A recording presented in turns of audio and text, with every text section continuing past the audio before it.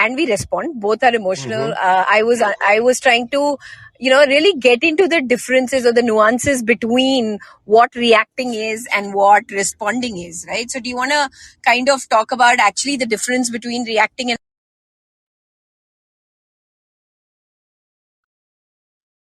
Sure, I could do that. I don't know which problem is only on my side. It keeps getting cut. I hope people can hear me. I can hear you okay. Actually, then it might be mine. Let me check. But yeah, you carry on. No worries. I'll do that. So, reacting is really, as the word describes, right? It's immediate. Whereas responding is very different. Responding is when when it's based on facts, it's based on the present, it comes from certain sense of curiosity. I mean, if you contrast that with reacting is more emotions, like you said, right? It's more than facts, it's emotions, and often the emotions are negative. And it doesn't come only from the present. It often comes from the past. There's a whole bunch of past things that come up when we are reacting. And not so much from curiosity, but it comes more from defensiveness. Yeah, so reacting is actually way more emotional, often done without thinking, often out of character, right? And often regretted later. When I look back at my life, I realize I've done quite a few things which I've done, and few things which I've not done, which I wish I had done or avoided, right? Well, that's how it is. And the only silver lining is that this is true of most people. I mean, this is a question that I pose to almost everybody in our workshops.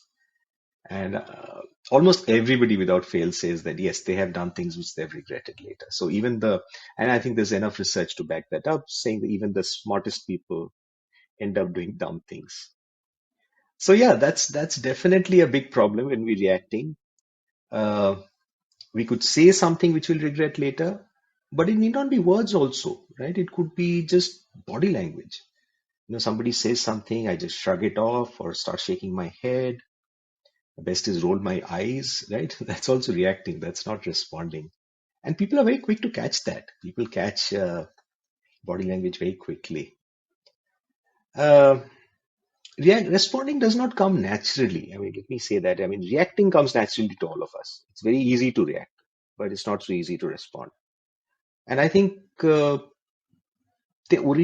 probably because they originate in different parts of the brain, right? So reacting comes from what they call the reptilian brain, right? Which is where we have the amygdala, which is essentially nothing but its job is to keep us away from harm. It's scanning for threats.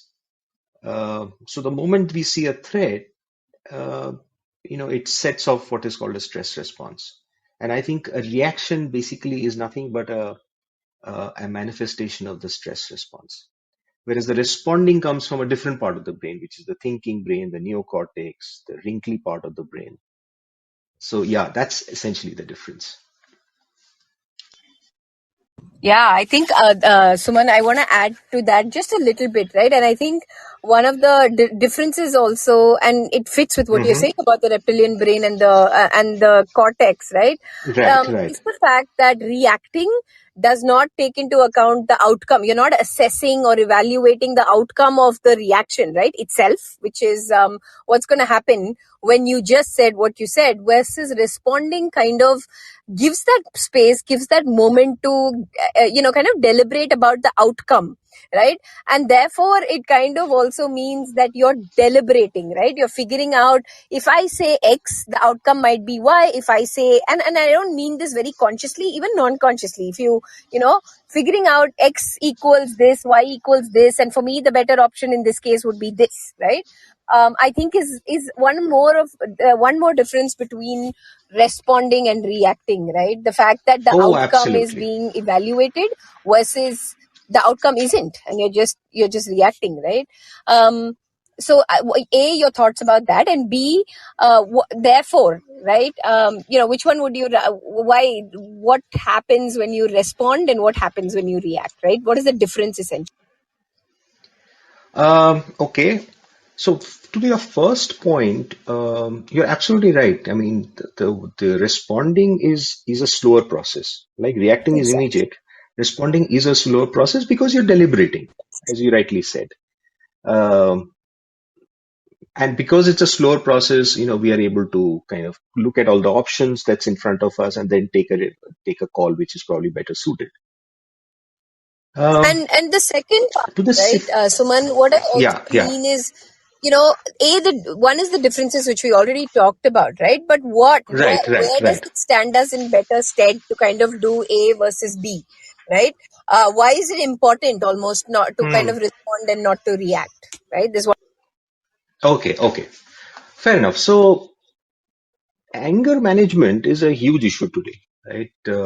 And it's probably only increased after the pandemic. Most relationship problems are arising due to anger issues. I think we all know this.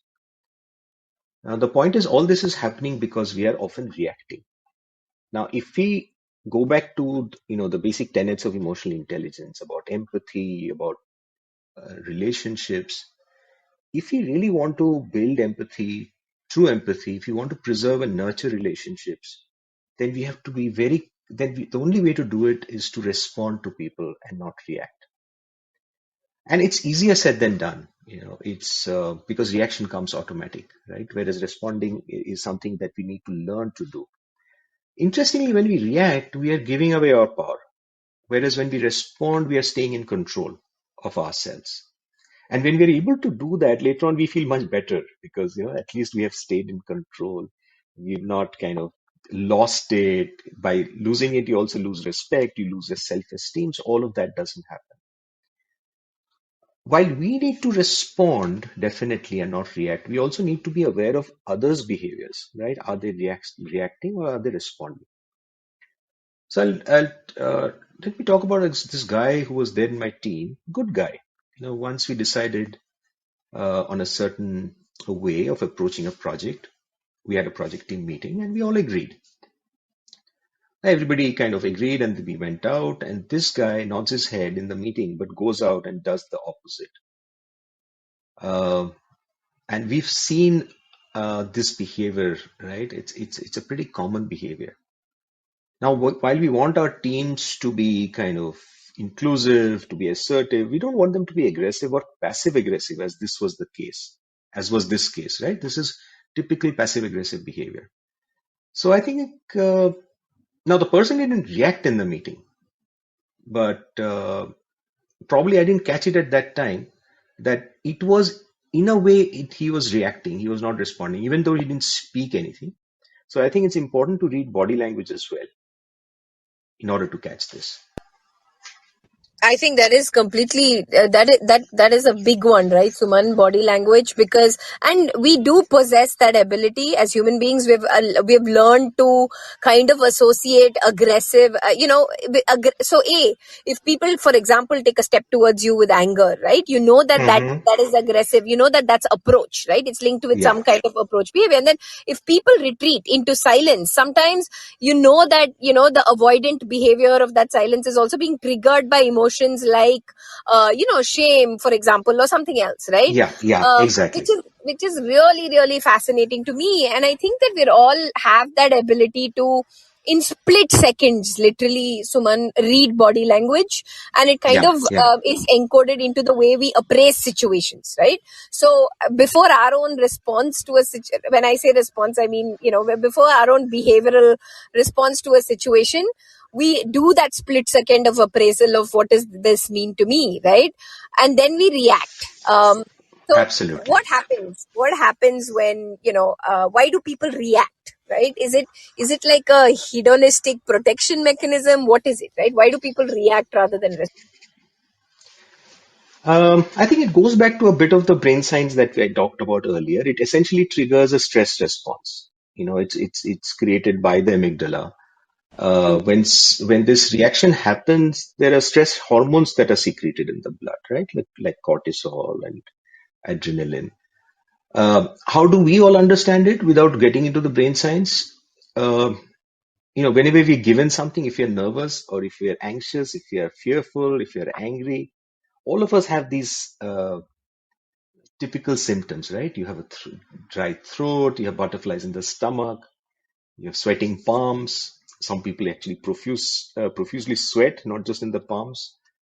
So what's happening is all these are basically indications of the stress hormone having been kicked in, right? Um, so at this stage, we are in what psychologists call the fight or flight stage, and our entire body is gears up for action, right? Um, in order to understand this a little better, I think all of us need to know what our hot buttons are, because hot buttons, most of us understand what that is, right? Small action, large reaction, right? So each of us have our hot buttons, right? Uh,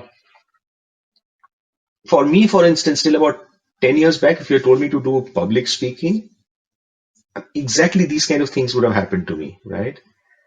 Uh, today I do this for a living and I just love doing it. But I've just built that muscle over time. But public speaking can always be very difficult because of all these stress responses that kick in. In most cases, this reaction will appear to be way out of proportion to what happened, right? Uh, like a hot button. And it's interesting because these quote unquote triggered individuals, we trigger something in them. They aren't just reacting to the events that occurred then, right? They're responding to something that's happened in the past trauma or past relationship, whatever. Uh, and often they are not even aware of that, right? Being triggered by that action. And I think that is why you often see big conflicts get triggered by smallest of incidences, right? It happens at home, it happens with our kids, it happens between couples. A small incident, but it just sparks off something huge. And I think that's happening because of this stress response. And there is a lot of, a lot of baggage that comes with it. Now, in terms of hot buttons, it's interesting, again, in terms of in our mindfulness sessions, I ask people, hey, so what's your hot button? And we actually list it out, you know. And there is a reason why we do that, because each one will talk about maybe just one or two, which are their main hot buttons. But when we list down everything on a whiteboard, it's amazing that almost everybody can relate to almost all of them, right? So our hot buttons are very common. Hey, my hot button is if somebody doesn't complete the work on time, or maybe backbiting. The person is not saying something on my face, instead of speaking on my back. Unfairness is a back button for a lot of people, right? Or partiality, or if somebody ignores me, or putting down somebody else. Somebody says, I can take all of that, but if the guy is lying or is spinning stories, that's a huge hot button for me. Or he's just giving excuses, right? If he had said, look, I have not done it, I'll do it, I would have been fine. But the guy is spinning stories, and that's a hot button. You instantly something happens, right? Your fuse blows off. Uh, Yep. in fact, And one Suman, interesting and one Suman, it's so if you chase that thought of the fuse blows, do you chase it, right? Why does it trigger you? Why is that a hot button for you?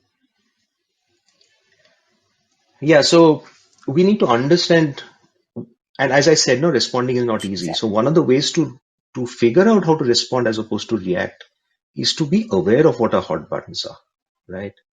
We sometimes are not aware that these are our hot buttons as to what is triggering us.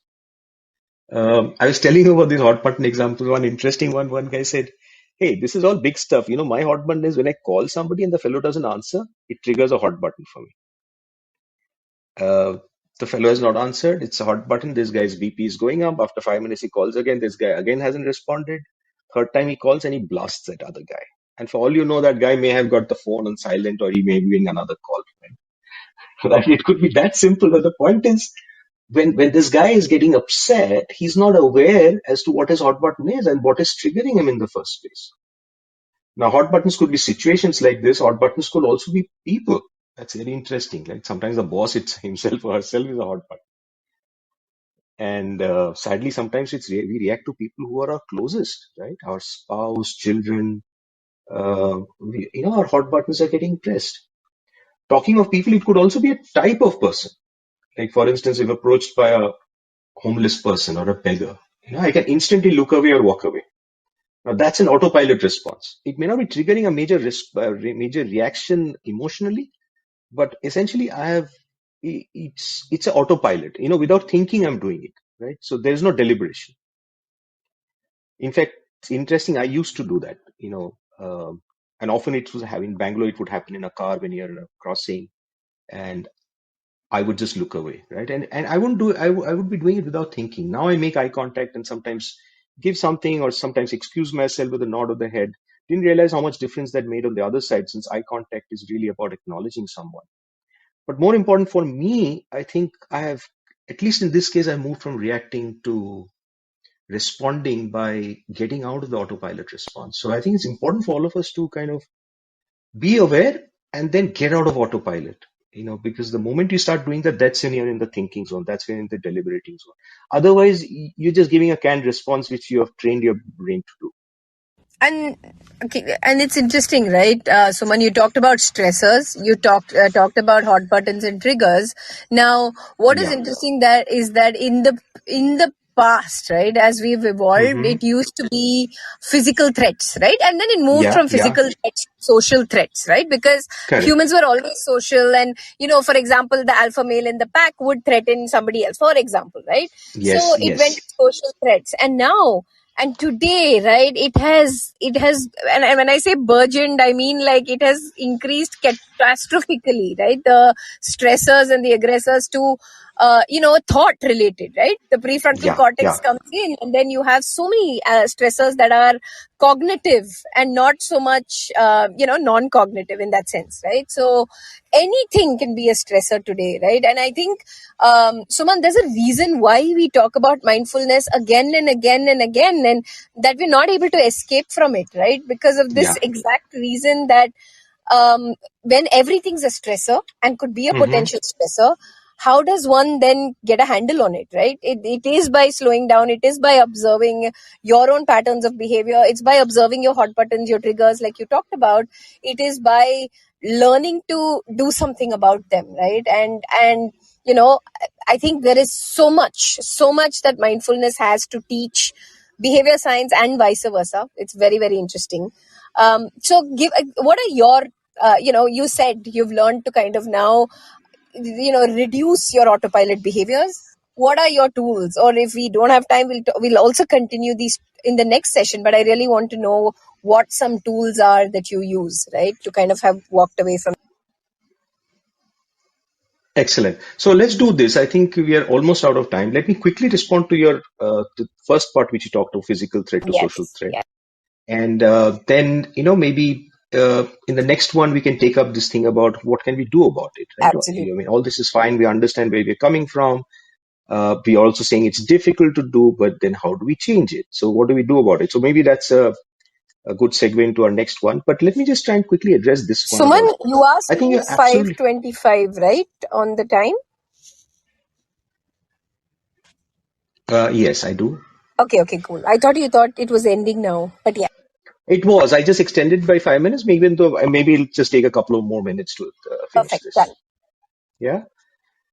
So how does this manifest in the real life? So let's say in an office, the boss, there's a meeting going on, and this boss is speaking to this other to his team, and he says something which the other person perceives to be a threat, right? It may not even be a threat. It could be a simple hot. It could be simply maybe other person maybe felt ignored, right? Or this guy just says something which this other person didn't like. The point is, it is seen as a threat. The amygdala still perceives it as a threat because it cannot differentiate between a physical threat and a social threat. And we talked about a fight or flight. That's exactly what's going to happen. Now there are two things that can happen. The person might fight back, might say no, no, no, but I don't agree, or whatever. There's some way the person might respond that way. Or the person might be completely silent, right? And basically in his mind he's saying, okay, let it be. I'm out of this. Let this meeting get over and I'm out of this. So he is in his mind, he's taken flight. Physically still sitting there, but his mind has actually flown. Uh, and again, whether it's fight or flight depends on whether it's more anger or fear. If it's more anger, it's fight. If it's more fear, it's flight. Uh, but it's exactly the same thing happening. And as leaders, we often don't realize that we are triggering others' fight and flight responses so often. And by doing that, we actually lose those people. It's very difficult to get them to be, an engaged, inclusive team member once they see once we've triggered fight or flight in them. So I think it's important for us to kind of remember that for the people that we work with.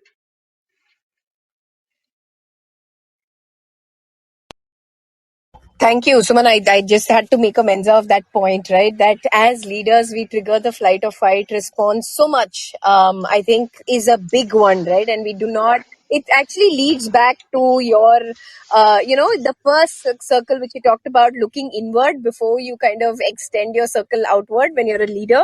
I think Exactly. this one of these is, I mean, this is a big part of that, right? That you don't Hmm. realize that you are triggering anxiety or stress or whatever in the other, in your employees, for example. But great one. And do you want to segue into the tools now, or do you want to do that in the next circle? Maybe a couple of tools that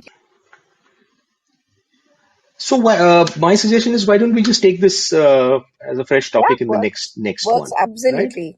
Um, Okay, super. Suman, do you want to share a couple of, a couple of instances when you've realized, right? For example, that, what you're doing is reacting, and or what somebody else is doing, you've already shared what somebody else is doing. But as a leader, what you're doing is Hmm. reacting and not responding. Could you, help tell us and some of the listeners here what that might look like so that we catch? Um, so I'll give one example which actually played out in my office, and there was this lady who went to her manager and wanted to take leave. And the reason was this person's mother was unwell and she was hospitalized. Uh, the manager, the leader in this case, without much thought, said, "Okay, fine, you can go, but have you got a replacement?" And interestingly, this was we were doing this in an offsite, and it happened to this person, this colleague of mine. She was speaking about this years later, and she said that how could my boss speak like that to me? I mean, when I've had such an issue, and all that he's worried about is uh, whether I have a replacement. Now, I knew this manager because we were in the same office. I know this person well. Uh, I don't think he meant anything bad. It's just that that was his autopilot response. Yes. Anybody who asked him something would be his natural response. Now, he also must have been caught up in something, and maybe in an escalation. He wasn't giving it much thought. Uh, and to me, this is always, I've always seen this as a classic autopilot response. Two, three things stayed with me. One is that just that one response can really fracture a relationship, which is exactly what happened in this case, right? For no fault of this person. It's just that he was not really able to come out of his autopilot and able to calibrate his response to the situation, what was warranted. And I'm not talking of junior people. These are very senior leaders in organizations. But let's Uh, pick this up, Suman.